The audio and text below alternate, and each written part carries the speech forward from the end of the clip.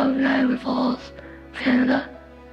When I was born with a rare skin condition called EB. It basically makes it so I have like injuries on my skin. It's very tough for me.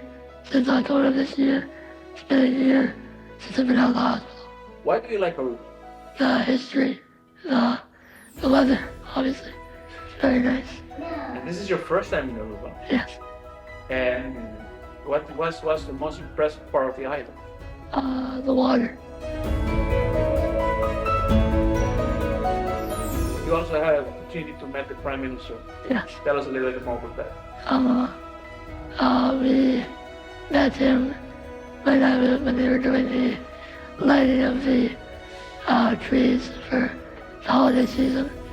And so he invited me to light them with him.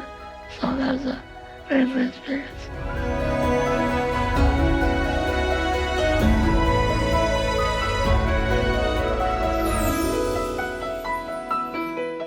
Prime Minister, of course, is a very nice guy, doing a lot of good for Aruba with plants, reforestation, and my parents. I couldn't come here without them coming with me, so I thank them and make a wish for them giving me the opportunity to come to this beautiful country.